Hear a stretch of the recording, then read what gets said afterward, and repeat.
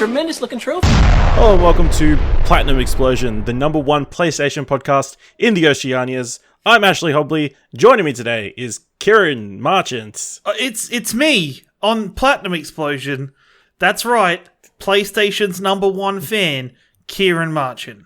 Oh yeah, definitely #1. When was the last? Well, I guess you have been playing your. I've been playing Kingdom Hearts on and off, so I have had my PlayStation on.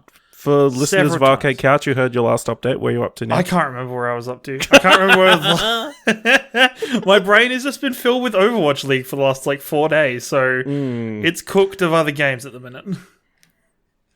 Yeah, head over to twitch.com/Explosion Network or youtube.com/Explosion Network for early late nights and Kieran's Heap of recaps. Overwatch League recaps. Yeah. I know, they're great. So I don't know if you saw all over social media last week. There were a bunch of people getting wedding invites. Yes, no, I did see this, and they looked really cool because they had the wax stamp on the back of it, like the wax steel. Yeah. And I was like, whoa, why are people getting letters to Hogwarts? No, not quite. Oh.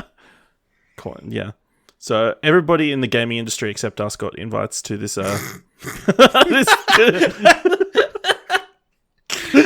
wedding, into this faux wedding trailer event thing for Days Gone, the only current PlayStation exclusive that has a date. Whoop, whoop. Yep, so we got the new trailer for that, pretty much focusing on Deacon and his wife, Sarah, their wedding day, sort of a flashback sort of thing in some church. I didn't like it very much. Really? Okay. It didn't really, I don't. Maybe I'm cynical and stuff, but Maybe. I've seen this kind of thing so many times, but I just felt like it just didn't work for me. Well, I did heavily roll my eyes when the music started.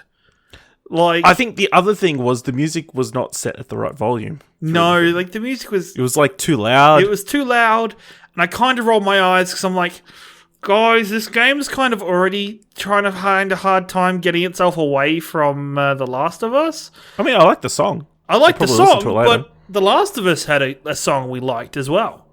The Last of Us Part 2. It had, and overall, I kind of like the story trailer. My tinfoil hat moment is I think it tries to make out that the wife's dead. I don't think she's dead. Definitely. I don't think she's dead. I think she's the leader of a rival clan. Ooh, that would be interesting. That'd be super cool. I think that'd be really interesting. And then they've got the guy at the end clapping his hands. Yeah, who I assume is associated with people hunting Deacon down. Well, this is Sony's problem, right? They sent out these invites to people and then didn't give them time to attend the ceremony. So there was nobody. It was totally empty. It was no totally wonder they empty. were sending them out to everybody in the gaming industry except us. Yeah. We could have Trying to gone. Get some more people there. We could have gone. I definitely would have been there. Didn't invite us. Actually, Probably not, because they're probably set in the Midwest somewhere in America. Well, we could have got there. We could Destination wedding. I mean, we would have difficult. If Sony called, Dylan would have gone right. We would have sent somebody. Dylan would. Nick would have fit in. Dylan would have cancelled whatever he's doing, Harry Potter or some crap. Just get over there, boy. Get over there, kiddo. Did you? So all these scary dudes ran into the chapel.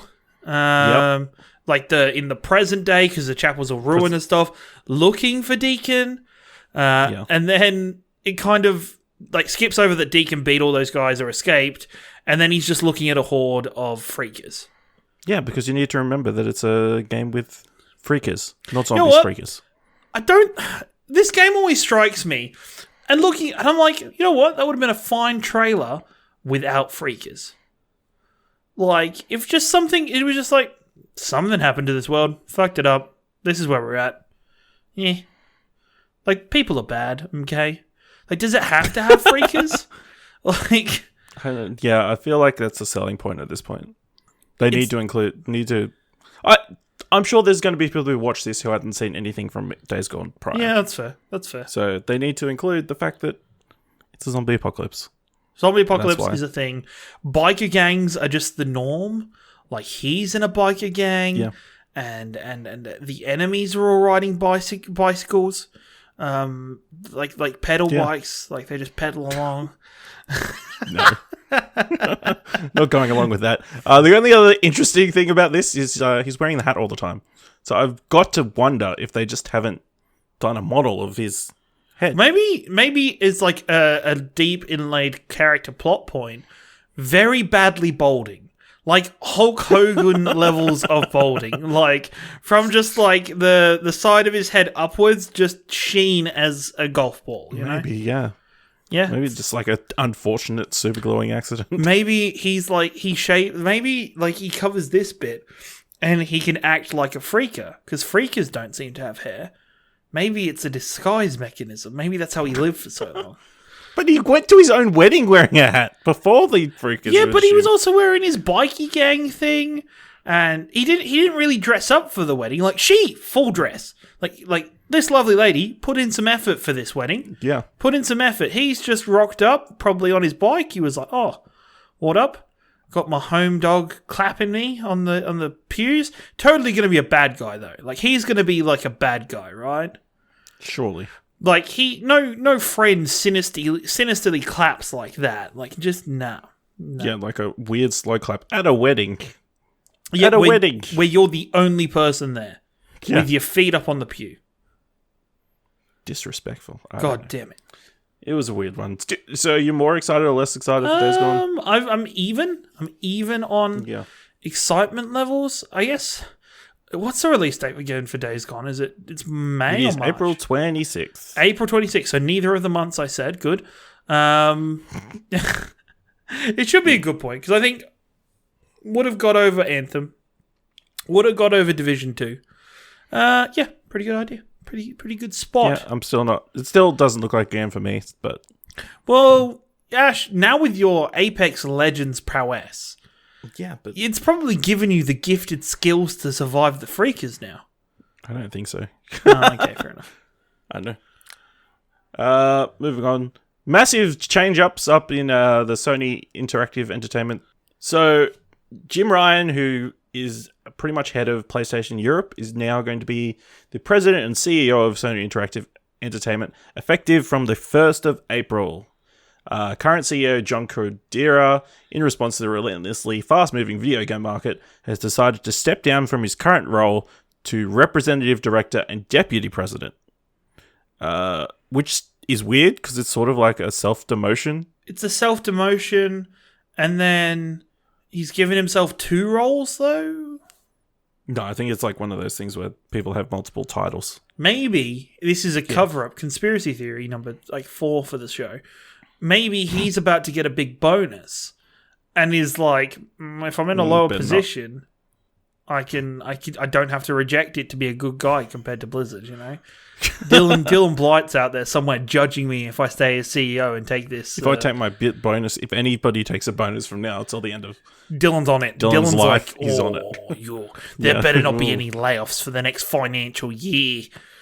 It's an interesting move. But it seems to be mostly because he's going to be moving into focusing solely on working on the PlayStation Network, which obviously makes a big it's a big job.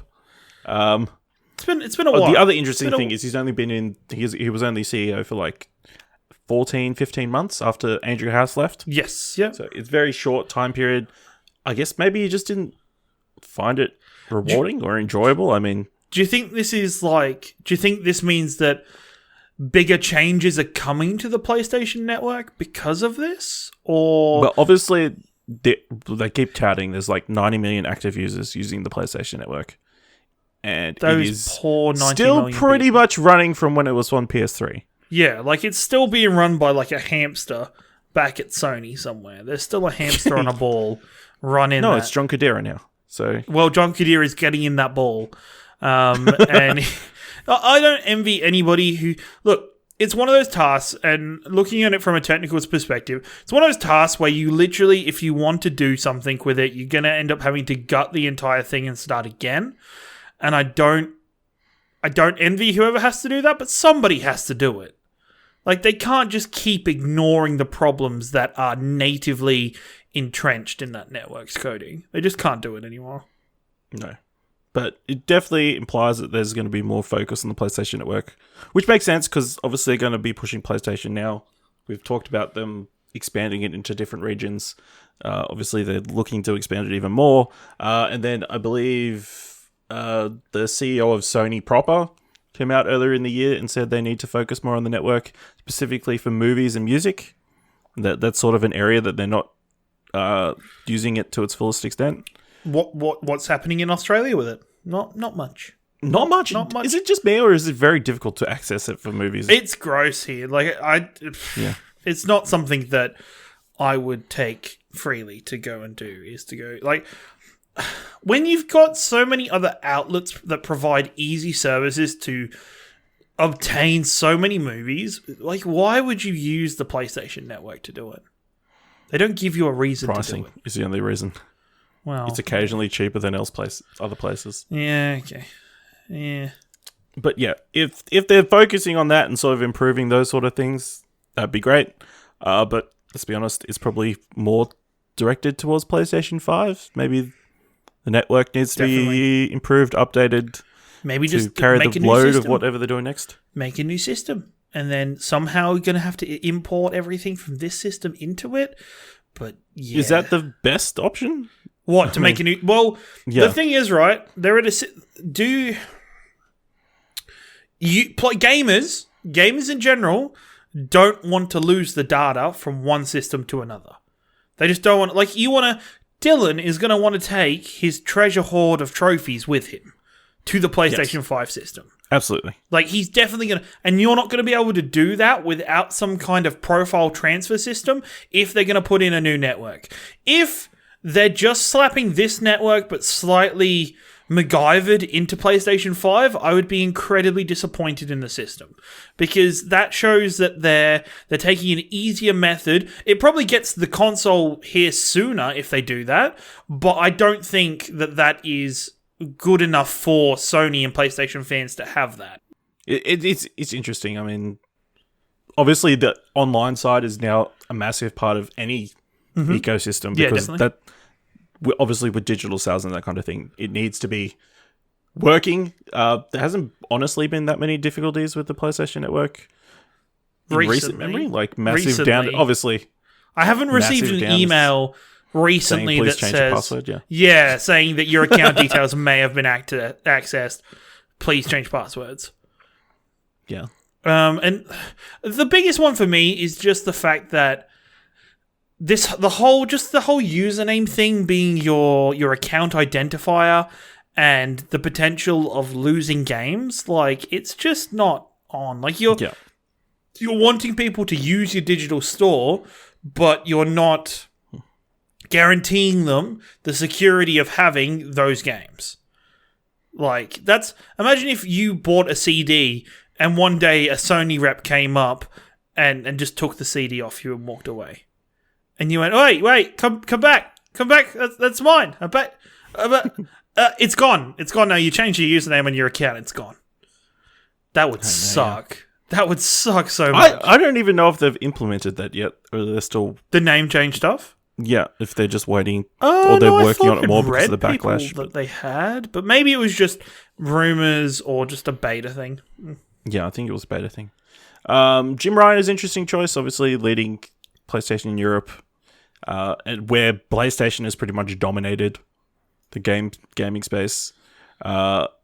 He has unfortunately made some bad remarks in the past. Specifically, what people have brought up is his remarks about backwards compatibility and saying that nobody really wants it. That's worrying. That's worrying. Nobody wants to play those PS2, PlayStation 1 games. Look how terrible they look. Everybody's like, can we please play our PlayStation? And then, on the other hand, come buy these PlayStation 2, PlayStation games on the PlayStation Network. You know what's ridiculous is that the PlayStation 2 is like a console that in 2019 people still can't get rid of. Like they like in 2019, if you want to be able to play your PlayStation 2 games, you still can't get rid of that console because you can't play the majority of those games anywhere else. That's true. It's like, come on. Well, PlayStation now. Well, we can't. Oh, well, can we? I don't know. I haven't seen their library because they're not here yet, but obviously that is their catch-all solution for the future, I'd imagine. Yeah, I don't know. I mean, you can't play a bunch of your Super Nintendo games anywhere, unless you've got a Super Nintendo. I never had a Super Nintendo, so I don't give a fuck. If you can't play your Wii games anymore on your Switch. Ew! You're the one who bought a Wii. I did buy a Wii, and it was a bad Yeah. idea. I chose Specifically asked for it, wasn't it? Yeah, no, I chose a Wii over an Xbox when I was like, whenever it came out, like 2006, 2007. Yeah. So, no complaining. Shawn Layden's been doing a bunch of rounds with a couple of interviews this week. The point I want to focus on is he's sort of come out and said why Sony isn't going to be at E3 this year. Pretty much, when we decided to take video games out of CES back in 1995 during the PlayStation 1 era, E3 serviced two constituencies, retailers and journalists. Retailers would have come in, you'd see a guy come in and he'd say, I'm from Sears and handle Hot Wheels, Barbies, VHS and video games, so what are you about? There was a huge educational component. Then you had journalists who had magazines and lead times and jockeying for position on the cover, and there was no internet to speak of. So a trade show at that time of year at this nascent industry was exactly what we needed to do. Now, we have an event in February called Destination PlayStation, where we bring all retailers and third-party partners to come hear the story for that year. They're making purchasing discussions in February. June is now just too late to have a Christmas holiday discussion with retailers. So if retailers really dropped off, and journalists now with the internet and the fact that 24/7 there's game news, it's lost its impact around that. So the trade show became a trade show without a lot of trade activity. The world has changed, but E3 hasn't necessarily changed with it. And with our decision to do fewer games, but bigger games, over longer periods of times, we got to a point where June of 2019 was not a time for us to have a new thing to say. And when we feel like if we ring the bell and people show up here in force, people have expectations, there's really going to be something there for us. Do you believe that's fair? So I think PlayStation is such a unique position. They have rode the hype train of the PS4. They've had such good years with the PS4 and such good years with E3. Like just the 3 years in a row that were outstanding showcases where they had content to present.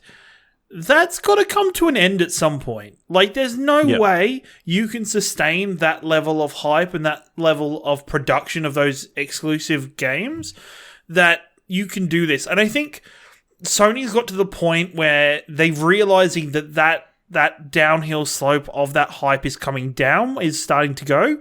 And it's a really smart decision by them to kind of cut it off now at the pass and be like, not going to be there because we don't want to go there. And Sony fans or gaming fans in general have come to expect if Sony turns up at PlayStation, they're going to have this amazing show. And that bit them in the ass with the Last of Us 2 thing they did last year. And it really hurt them. Like, just how poor that showing really was, where it was poor in terms of... Didn't live up to expectations, exactly, even though they said exactly what they were doing. Yes, exactly. But poor in terms of PlayStation in the past. And this is where having so many years of hype comes to bite you in the butt. Just a bit, because all of a sudden, your fans come to expect a level of excellence, and what you're doing is still really good, but it's not that same level. And gaming fans are just sometimes collectively are idiots. Just collectively, we are just not, like, we just get in our own heads, we get hyped about things, get excited, and then when the expectations that we've set ourselves are not met by the people, by the companies, it ends badly for the company. So I think this is a smart decision, but also I do think they're missing out by doing this. I think in this year where, this could be a pivotal year for consoles as in general, like the console industry, I expect Microsoft to come out now at E3 and do something big. Like, do something absolutely massive. Because they've got the floor to themselves. Like they've got the stage is theirs. Like, you go do what you want to do with E3. You don't have PlayStation there to contend with. Go smash it out the park. And having that much publicity, having that much focused publicity, as long as you harness it well and you don't make a shambles out of it, it should go really well for you. And I don't think that is entirely, I think PlayStation's accepting that, but I don't think they should accept that. Yeah, I definitely feel like PlayStation's made the right move, obviously. I think they said it's just a matter of timing, that their games in development are not at a right point where it made sense for them to show anything off. Otherwise, it would just be updates. And we all know how well that went for EA for those number of years where they just showed nothing but updates for stuff. Yeah, I guess Xbox has been giving a big opportunity, but you got to remember PlayStation's like way in the lead in this generation. Unless Xbox comes out and announces the next generation console at E3, I don't think it's going to make a huge difference. I mean, they are catching up slowly and surely, but that's only because everybody's already got PlayStation. Shawn Layden also touched on the point that the show itself has sort of become unfocused, whereas it once was an industry event. It's become more like they've stuck in the middle between a trade show and a fan event. It often feels like they have turned it into a fan event without changing the content of what's happening on the show floor. Yeah. Like they haven't pivoted it into something like a PAX or pivoted it into a convention of sorts. They've kept it as a, hey devs, come show off all your games, but it's like, hey media people, come look at these games, but you're gonna have to be dodging the public because the public will be here, and that's like a detraction for media representatives to come out. There's a detraction for devs to come out because they might not be ready to have a public viewing of this game, but they might be prepared to sit down with media and give better coverage, give that, those one-on-one kind of sit downs and talk through the game, show the devs' passion for the game with a media representative. They might not have those opportunities anymore as regularly. But does PlayStation need to do that like on a live stage?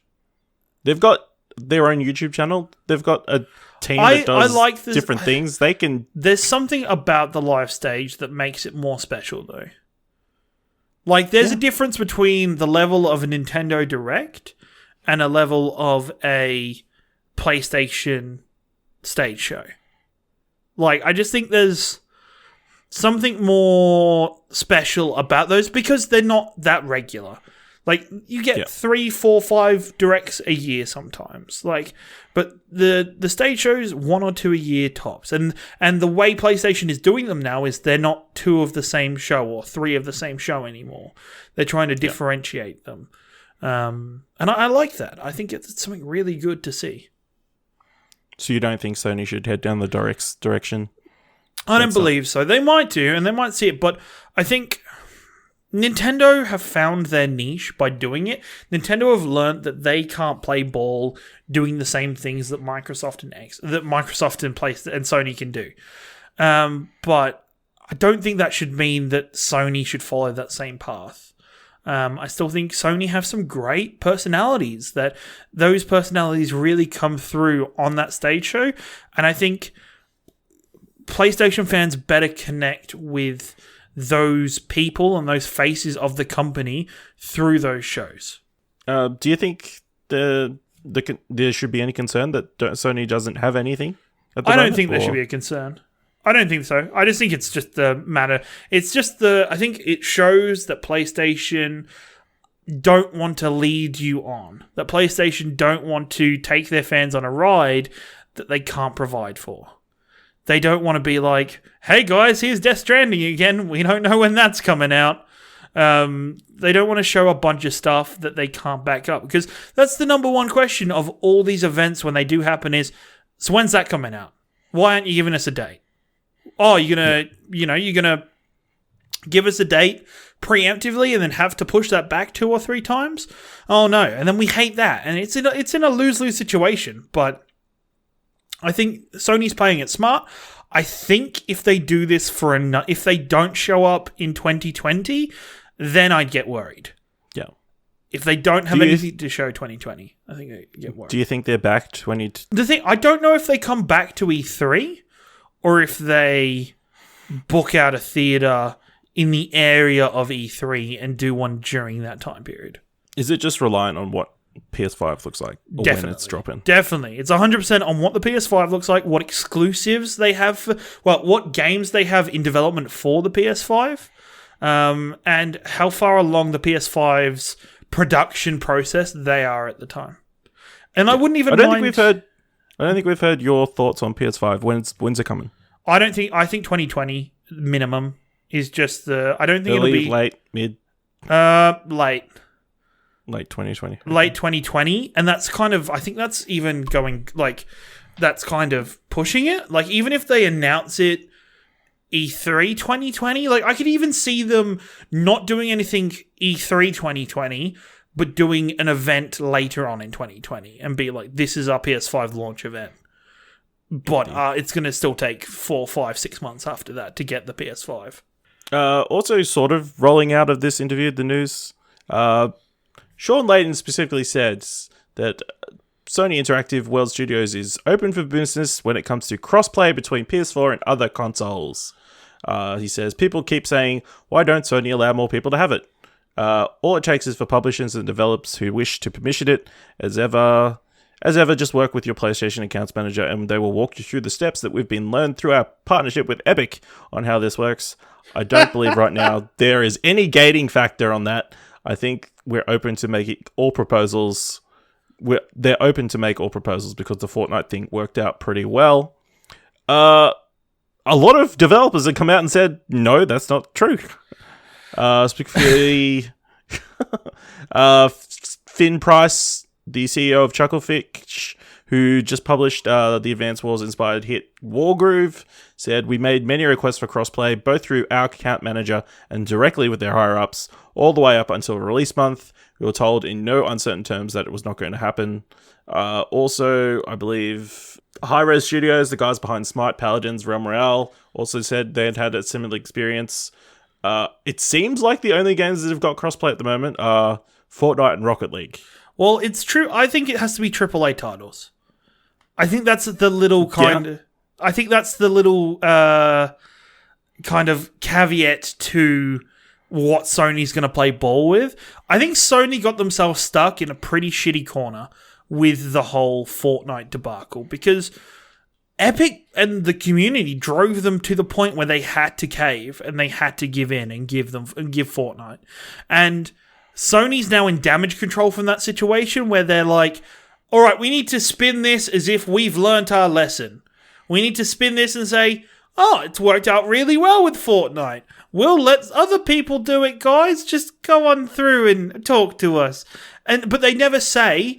It sounds like it's a approval process that is going to have to be undertaken, and I don't think studios that don't have either a guaranteed market on the PlayStation or have some kind of backing for themselves is going to get the cross-platform with PlayStation. I think Microsoft's super open to it. I think Switch is super open to it, but Sony's is we're open to it, so the public thinks we're open to it, but really you need to convince us to do it. I feel like the crossplay thing went silent after they said they were going to give Fortnite it, and then they were going to give Rocket League, and there was just no interest. So what obligation do they feel if there's nobody using it to do it? You know, he even says in the interview there was a number. The actual numbers are very, very not very big. Well, I'd like to understand how it works a little bit because the matchmaking for Rocket League is, and I don't know exactly for Fortnite, but the matchmaking for Rocket League is at random or at, skill-based levels. So yeah. I guess they're saying the amount of people who are partying up across Rocket League or across Fortnite is low, but I guess you have to enable an option to be crossplay with. You? Oh, okay, because I know it depends on. I know on like the normal like Rocket League, it's just as default is crossplayed between PlayStation and PC. It always was, and I know Fortnite has to be a bit weird because PC gamers just have such an advantage compared to console gamers that. And the fact that, console gamers runs on an aim assist system that isn't a part of the, it's like Overwatch will never go cross platform because, hey, I managed to stuff Overwatch in this conversation. Hell yeah. Of course you do. Because Overwatch and I don't know if this is widely known knowledge for many people, but the settings and the character stats on the console version of Overwatch are different to the PC version of Overwatch. Technically, Overwatch is a different game on console because some characters would just be way broken on console compared to PC just because of using a controller compared to using a mouse and keyboard. So, like, Overwatch will never get that cross. Like, I think if Overwatch wanted to do it, Overwatch could do it. Blizzard could get it done. I'd even find it interesting if they did it for Diablo. If Diablo 3, if they cared, if like it's in part of its lifespan still, they could make that cross compatible, and I think it would work fairly well. I mean, it's just interesting that it's brought up again. I guess it wasn't the best timing to be talking about. No, crossplay again. You don't bring it up in such a way that tries to make you seem like such a good guy and seem like you're, when there are people out there that can come up and say, wait a minute, that's not true. When there are people in the world that can say that, you need to either run that by a PR person or get it vetted a little bit better. You also did bring up something that's interesting. He mentioned that it's not just a case of flipping a switch. When we did turn it on and light it up, we wanted to make sure we had thought through all the different ramifications of crossplay, cross-purchase, and cross-progress. Those are all three very discrete aspects of what crossplay is, and those are decisions you make in provisioning those different pieces. Well, I don't think cross-purchase is still a thing. Do you think it should be? I don't... Oh, yes. Yes, I do. If you buy something through, say, your Epic account, you should be able to... So, if I buy something on my Xbox, I can play it on my PC. Like if for Xbox exclusives that work that way so far. But if it's an Epic... I'm thinking more of in-game credit. In-game credit? Yeah, definitely. I'm not thinking if I buy a game on Xbox, you should be able to play it on PS4. If I have to sign in with an account for a game, so if I have to sign into a Fortnite account to play Fortnite with an Epic Games account, that account should work on everywhere I want to play Fortnite. Yeah. And everything that is connected to that account, whether that be skins, loot boxes, battle passes, credit, didgeridoos, whatever, should be connected. Like, that should be all across every single one. It's like going to an ATM, using a different ATM, and it's saying, you have zero money at this ATM. It's the same bank account, but zero money here. I mean, they do charge you money to use the ATMs. So. Sure. If they want to put in something like that, then sure. But like... If you want to access the account, we'll charge you 50 cents each time. No. You switch over from... That'd be fucking stupid. That'd be so dumb. That'd be so dumb. Yeah, unless Fortnite was to go through the hassle of like bringing in separate versions of currencies for separate consoles, and they had like exchange rates. But that sounds complicated as fuck. So if you just happen to actually bump your PlayStation 3 and turn it on, you might have noticed that it just had a brand new firmware update. Sure, it just merely improves the quality of the system performance, but this is a platform that's over a dozen years old and is continuing to get updated. I thought that was interesting. Like, I kind of get it. That's a good question. I can't, unless there is, I guess the only thing that makes them do it is the PlayStation Network. Forces them to do it. Because if there is a security loophole in the PS3's network or infrastructure, then that would affect your PS4, and then that's bad. So, I understand why they're still doing it. Idiots. Well, I guess it is interesting. This is the last month the PS3 games will be included in PS Plus. Mm-hmm. So whether it had something to do with that. Also interesting, the last time that the PS3 was updated was back in October, when it was patched to remove the PS3 exploit, which was a homebrew system which allowed users to access parts of the console they weren't normally allowed to. Yeah. So whether that's a constant thing they're going to have to do just to stop people hacking it for some reason, why they want to keep doing that, I'm not sure, but just for visuals, like, so it seems like their consoles, they're not hackable. You can't get into them or whatever. But interesting that it's still being supported as long as it's plugged in and on. My PS3 is still gathering dust. Is it? It's just sitting on the. Just sitting there. Just sitting there.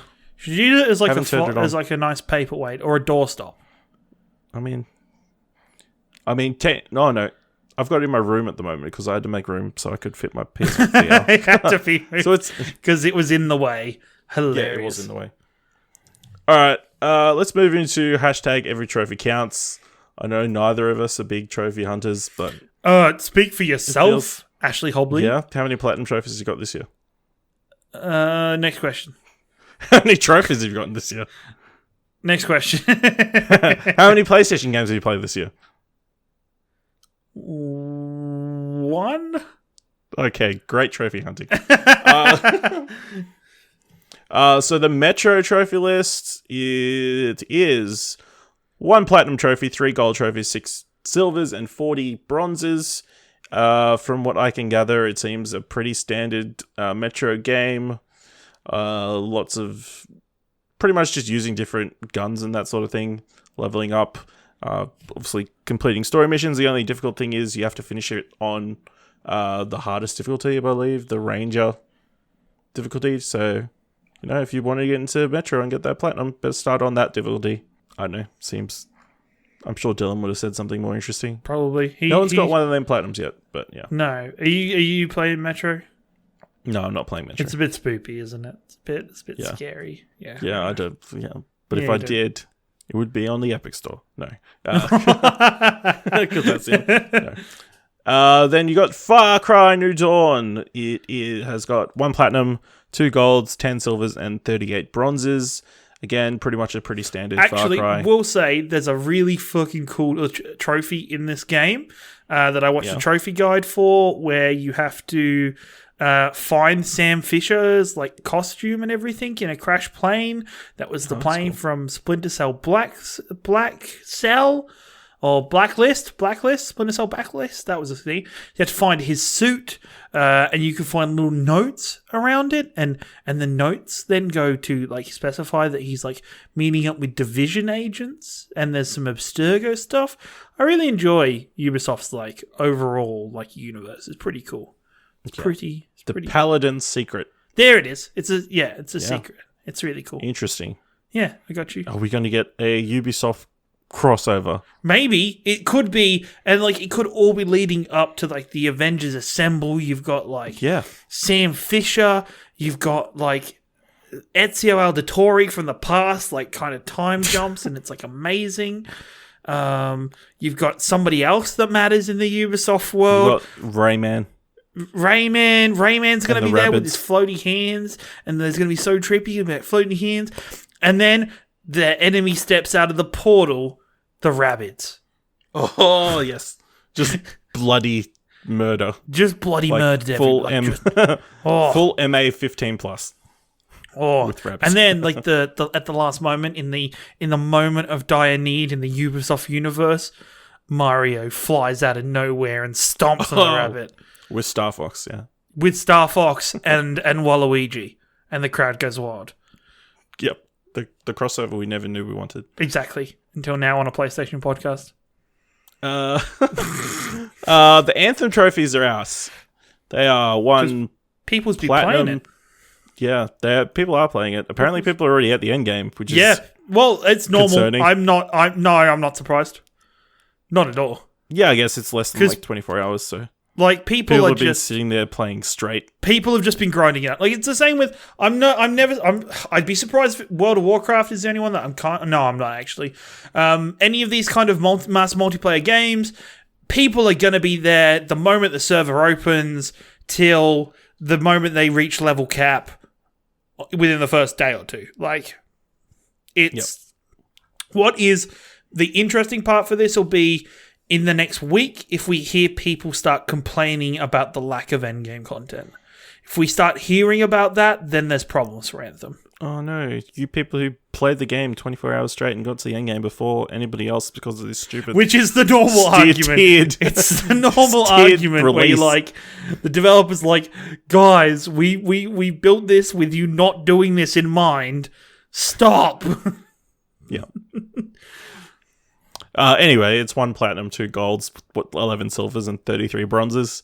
It seems just to be finish the story, do all the challenges, unlock, find everything, every collectible, that sort of thing. So, I guess not too difficult.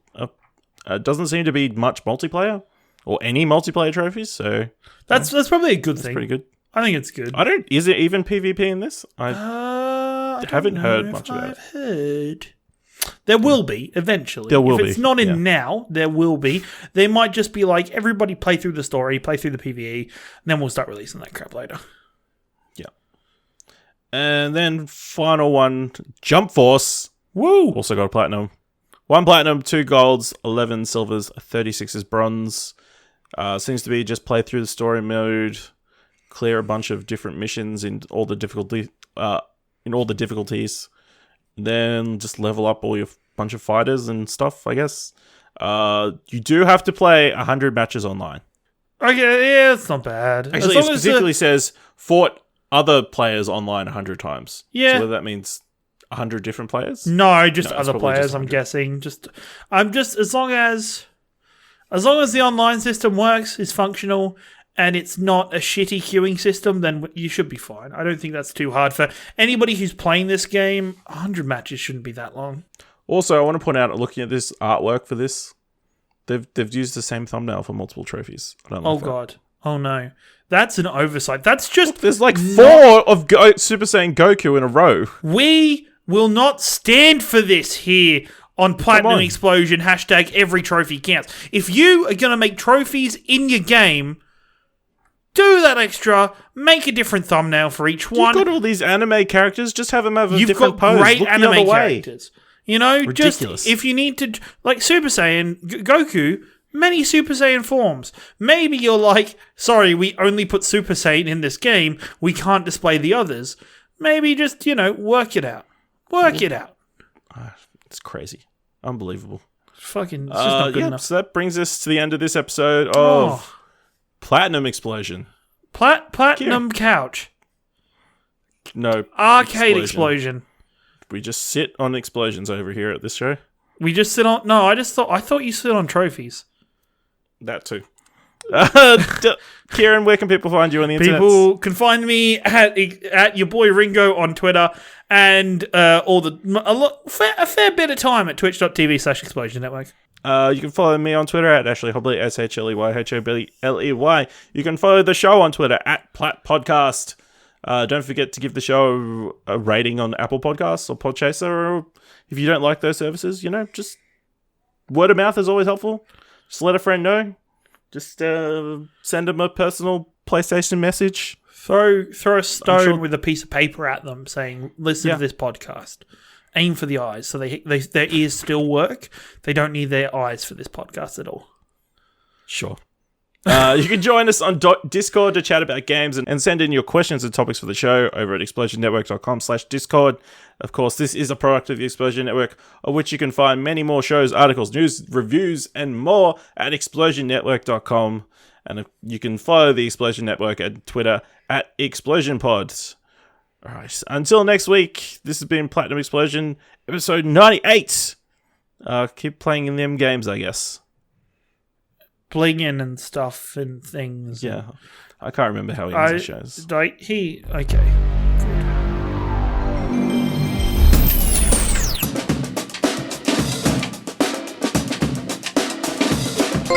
Wow, that's a tremendous looking trophy.